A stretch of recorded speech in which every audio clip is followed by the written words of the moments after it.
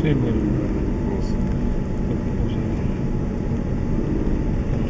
che c'è la videocamera che controlla che corrono come i pazzi. ah, che controllo.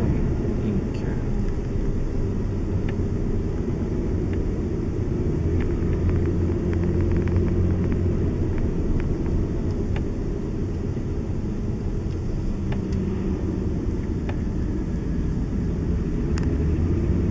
Poi venivano con le moto, facevano le corse su e giù e si ammazzavano.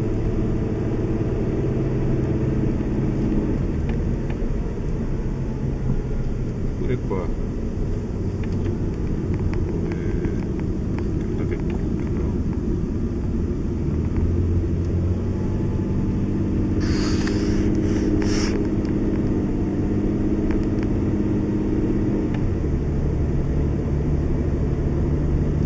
Secondo quanti sono finiti qua fuori dalla strada dentro l'acqua. Mica uno.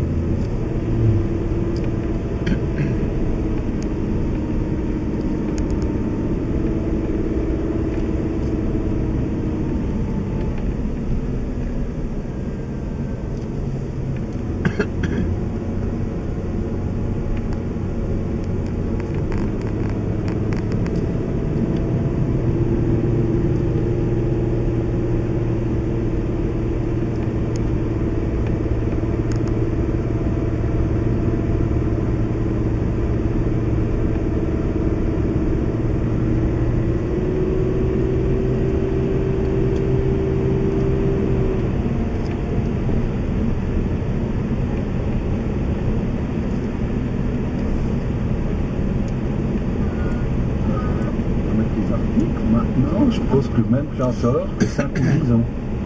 Donc, oui, bah, il a fallu s'adapter. Il faut s'adapter, mais on ne peut pas s'adapter du jour au lendemain. On en arrive au rôle de la critique.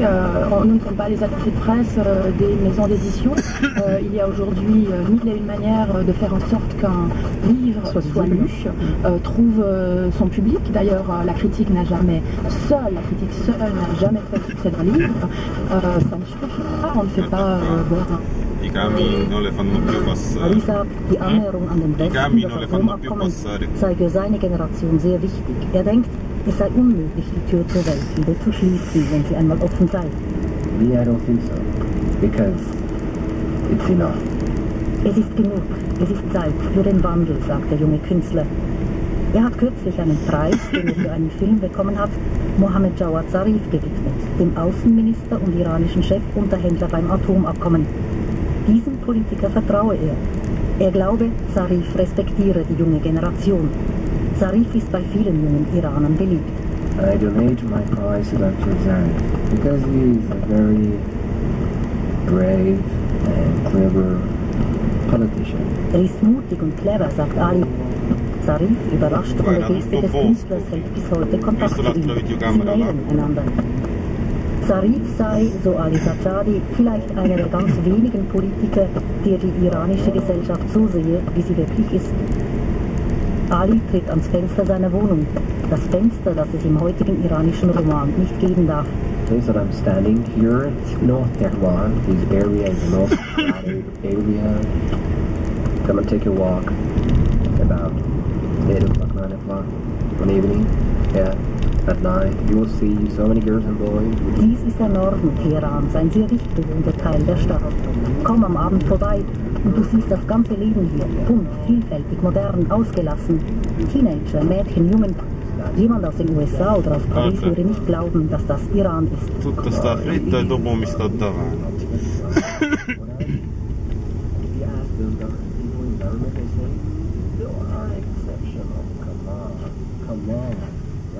Zu der Zeit auf SRF 1.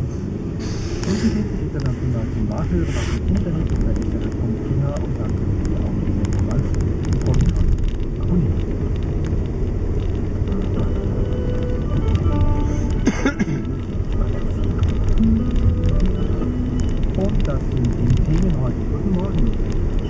gerade ihn, wir übertragen live von diesem klassischen Volksfest. Sergei Rachmaninov, der Mann, der nicht nur die Musik liebte. Annette Frisch, die Sopranistin auf der Überholspur. Am Mikrofon heute Florian Hauser. Die Schubertiade, ein Volksfest für klassische Musik, ist ein Renner in der Romandie. Alle 2 Jahre findet sie statt, diesmal in Biel, 2 Tage lang mit 150 Konzerten an 15 Standorten. Dazu gleich mehr. Erstmal passen dazu die Musik der Woche. Schubert, unbedingt. Dank, sich weiterzuentwickeln. Das Horoskop ist euch präsentiert worden von Inhaltsdesign AG. Ein freier Blick in die Sterne mit Internormfenster von Inhaltsdesign AG in Lutherbach.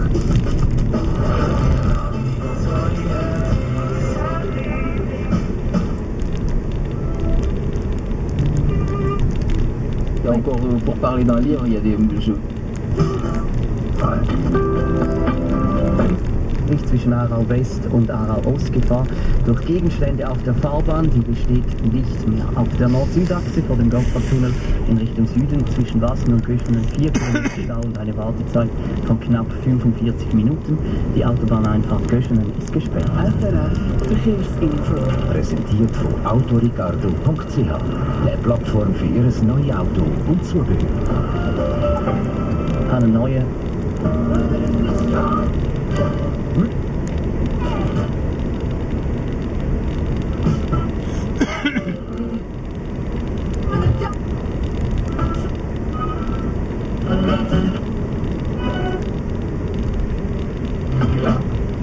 Et puis, Without You.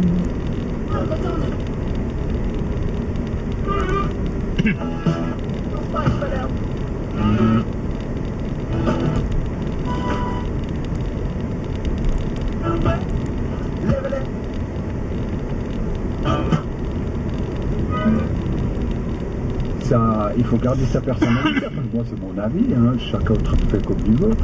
Mais moi, c'est vrai que j'ai pas lutté pendant 30 ans pour faire une carpette. Hein, je suis pas comme ça. C'est pas le moment, c'est pas à 59 ans que je vais commencer à serrer les pompes. Donc voilà, mais il y a d'autres qui font pas comme ça. Mais vous avez connu plusieurs époques, Bernard Campiche. Celle où vous deviez, parce qu'il n'y avait que ça, aller à la radio, aller à la télévision et aller dans la presse. Il y avait 3 vecteurs bien distincts. Aujourd'hui, les choses changent, sont survenus les réseaux sociaux, et peut-être que vous avez nettement besoin des journalistes. Alors moi, j'ai une page Facebook. Ça a quand même changé pour vous. Oui, beaucoup. J'ai pas Facebook, mais c'est pas moi qui l'a fait. Ça. Ces livres qui vont passer à l'as, c'est dans des cartons renvoyés aux éditeurs. Voilà, c'est des petits jeux commerciaux entre libraires et éditeurs. Est-ce qu'on fait pas croire, et ça on se demande si vous l'avez raconté, est-ce qu'on fait pas croire aux lecteurs potentiels, aux auditeurs, à ceux qui nous écoutent, que finalement il y a beaucoup de livres, mais tout le monde sait finalement qu'il n'y en a qu'une petite partie qui va pouvoir sauver sa vie dans les rayons. En théorie, tout le monde a sa chance au départ. Bien sûr qu'on n'est pas en train de dire youp la boue, c'est terriblement compliqué. Chaque année, il y a des maisons d'édition qui meurent. Il n'y a rien de plus. Il y a peut-être un centième des auteurs qui vivent de leur plume. C'est extrêmement fragile. Cette technique des premiers romans qui, de toute façon, ne sont jamais suivis d'effet. Mais c'est pas vrai, les premiers romans ont beaucoup plus de chance sur le marché que les deuxièmes romans. Les premiers romans, il y a une véritable attention de la part du milieu professionnel, des lecteurs professionnels, des lecteurs eux-mêmes.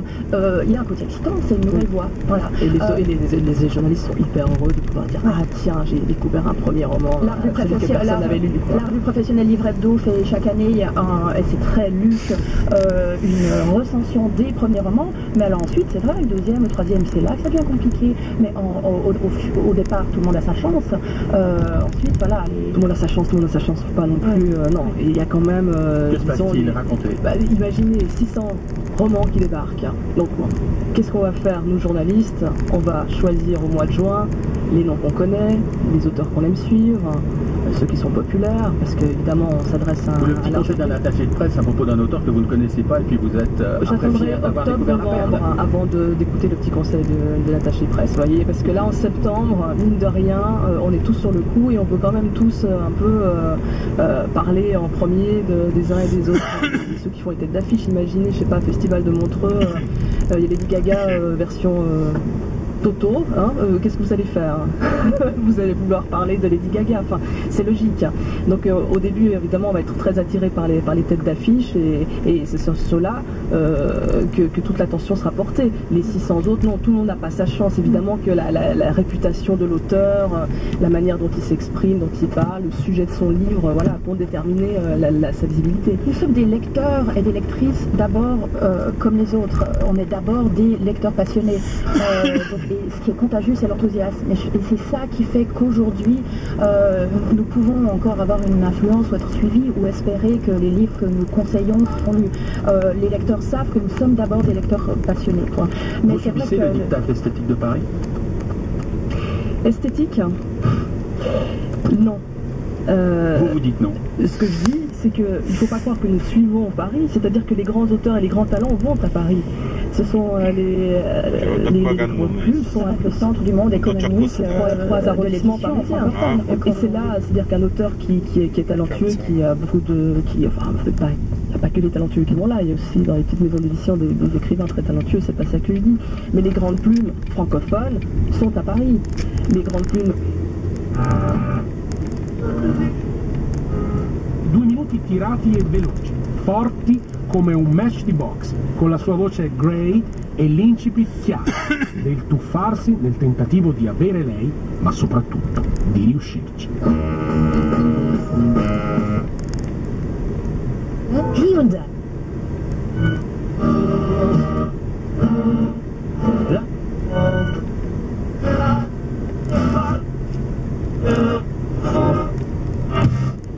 Heißt, die Deutschsprechenden natürlich aus Biel, aber auch aus Solothurn, aus Grenchen, vielleicht auch aus Basel und Bern, Freiburg natürlich.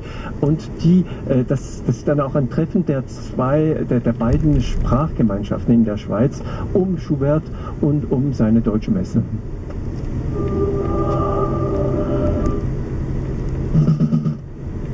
Hier unterscheiden. Also ich denke, die sie als Wunschtraum gehabt haben, nicht beansprucht haben, also sie haben sich die Welt anders vorgestellt. Also konsumieren, also man hat Abstiegsängste, richtig stehende Abstiegsängste. Niedere Eigenschaften, Neid, Gier und sowas kommt auf einmal ins Spiel und die bestimmen das.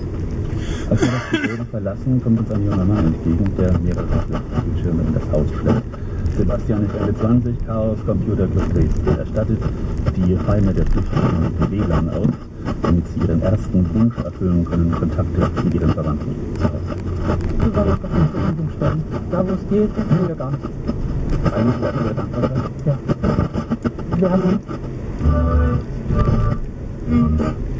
Mit einem 50 Franken Einkaufsgutschein von der Manur. Wir spielen Tonsalat und da haben wir auch heute ein Sprichwort neu vertont. Respektive, heute Morgen ist es eine Redewendung, die wir suchen. Und bevor Sie jetzt das Rätsel nochmal hören, ganz einfach der Hinweis an dieser Stelle, was mein Moderationskollege, der Nicola Mattis, vermutet, ist total falsch. Es ist kein Zug. Was suchen wir da?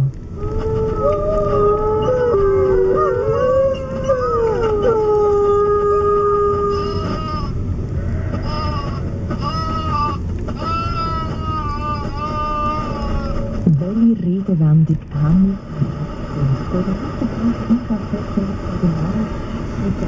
Die Lösung auf 061. Are you with me? Are you with me?